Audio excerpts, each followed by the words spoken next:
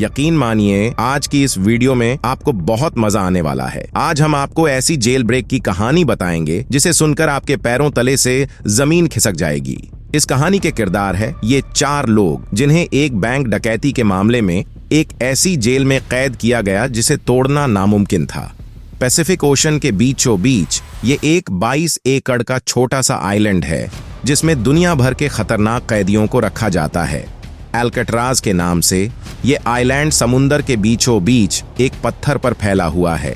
एक तो ये आइलैंड समुंदर के बीचों बीच है और दूसरा इसकी सुरक्षा के लिए 15 फीट ऊंची फेंस भी खड़ी की गई है और सुरक्षा गार्ड इसकी कड़ी निगरानी भी करते हैं।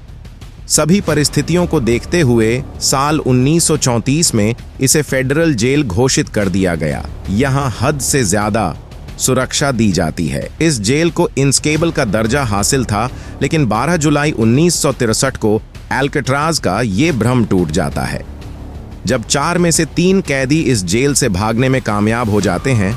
आखिर कैसे जानेंगे हम आज इस वीडियो में, लेकिन उसके पहले वीडियो को लाइक एंड चैनल को सब्सक्राइब करना मत भूलिएगा दोस्तों। इस कहानी के ये 4 किरदार हैं जिसमें जॉन एंगलिन और क्लियरेंस एंगलिन आपस में भाई थे। इनको बैंक डकैती के केस में यहाँ रखा गया था। ये है फ्रैंक मोरिस जो 13 साल की उम्र में डकैती के मामले में जेल में था। आखिर में ये है एलन वेस्ट जो पहले भी दूसरी जेलों से भागने की कोशिश कर चुका है, जिसके कारण इसे एल्कट्राज में रखा गया। एलन वेस्ट जेल में सबसे ज्यादा समय बिता चुका था, इसलिए उसे जेल के बारे में सबसे ज्यादा पता था। जेल से भागने का प्लान भी उसी ने बनाया था। जेल के ब्लॉक बी का एक लूप होल उसे पता था जिससे भागा जा सकता था। लेकिन ये चारों लंच के दौरान ही इकट्ठा होते और प्लान के बारे में बात करते। फिर इन चारों को एक दिन ब्लॉक बी में शिफ्ट कर दिया जाता है। इनके सेल भी आपस में जुड़े हुए थे। इनका पहला प्लान तो सफल हो चुका था। अगले 2 सालों तक ये क्या खिचड़ी पकाते रहे इसकी खबर किसी को नहीं थी। 12 जुलाई 1962 को जब जेल वार्डन ने कैदियों की गिनती की तो उनमें 3 कैदी कम थे। जब सेल्स की दोबारा जांच की गई तो एंगलिन ब्रदर्स समेत फ्रेच मोरिस अपने सेल्स में सो रहे थे। जब गार्ड्स ने अंदर जाकर चेक किया तो वह तीनों की जगह डमी हेड्स पाए गए। जी हां, वो तीनों भाग चुके थे और वहां साबुन, कंक्रीट और प्लास्टर के मिश्रण से तैयार डमी हेड्स पाए गए। ये मंजर देखकर पूरे जेल स्टाफ के होश उड़ गए। ये देखकर उन्हें पूरे आइलैंड की छानबीन शुरू कर दी, लेकिन उन्हें वो तीनों कैदी कहीं नहीं मिले। भागने वाले 3 कैदियों में एलन वेस्ट नहीं था जिसका ये सारा प्लान था। FBI को बुलाया गया और जांच में पता चला कि तीनों अपने सेल की दीवार में लगे वेंट को तोड़कर बाहर निकले। हैरानी तो तब हुई जब दीवार की दूसरी तरफ 4 वेंट पाए गए। ये वेंट एलन वेस्ट की दीवार का था जो किसी कारण से भागने में नाकामयाब रहा। अब एलन वेस्ट को पता चल गया था कि वो बुरी तरह से फंस चुका है, इसलिए उसने पुलिस को सारे प्लान के बारे में बताना ही सही समझा। एलन ने पुलिस को बताया कि ये सारा प्लान उसी का था और उसने ही ये डमी हेड्स बनाए थे।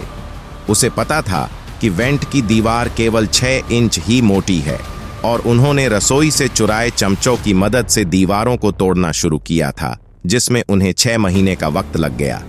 इसे छुपाने के लिए वो दीवार के सामने अपना सामान रख देते थे। वेंट एक कॉरिडोर में निकलता था, वहां कोई सुरक्षा नहीं थी। कॉरिडोर से एक ड्रेन पाइप छत पर जाती थी जिसकी मदद से वो छत पर जाते हैं। छत से एक और पाइप को इस्तेमाल करके वो ब्लॉक से नीचे उतर जाते हैं और फिर आइलैंड की 15 फीट की फेंस को पार करके वो भाग जाते हैं। उन्होंने रबर रेनकोट को जोड़कर एक इन्फ्लेटेबल राफ्ट भी बना रखा था। ये रेनकोट जेल प्रशासन की तरफ से ही दिए जाते थे जिसे वो इकट्ठा करते गए। लेकिन FBI के सामने सबसे बड़ा सवाल ये था कि अब वो 3 कैदी कहाँ गए। उनके साथी एलन वेस्ट ने बताया कि योजना के हिसाब से इन्हें एंजल आइलैंड से होकर मेन आइलैंड में उतरना था। यहाँ सुरक्षा न के बराबर होती है।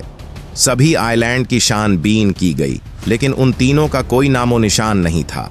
पुलिस को कुछ दिनों बाद समुंदर में तैरता हुआ पैडल मिला जो कि इन्फ्लेटेबल राफ्ट का ही हिस्सा था और साथ में उन कैदियों का सामान भी मिला जिसमें उनकी पारिवारिक तस्वीरें थीं, जिससे ये अंदाजा लगाया गया कि शायद वो तीनों डूबकर मर चुके होंगे।